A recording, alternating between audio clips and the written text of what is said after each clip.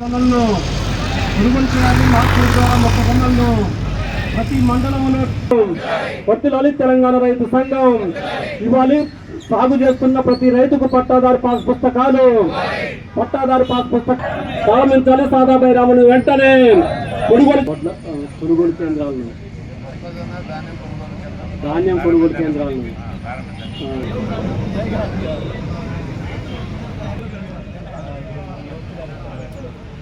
ధాన్యం కొనుగోలు కేంద్రాలు ప్రారంభించాలి. వెంటనే మొక్కజొన్న కొనుగోలు కేంద్రాలను ఎకరాకి 26 క్వింటాల నిబంధన, కొనుగోలు నిబంధన కలిగిన ప్రతి రైతుకు పట్టాదారు పాస్ పుస్తకం, భూమి కలిగిన ప్రతి రైతు 26 క్వింటాల కొనుగోలు నిబంధన, ఎకరాకి 26 క్వింటాల కొనుగోలు నిబంధన, కొనుగోలు నిబంధన. రైతు పండించిన ప్రతి గింజను ప్రభుత్వం నిబంధనలు ఎత్తివేయాలి. కొనుగోలు నిబంధనలు మొక్కజొన్న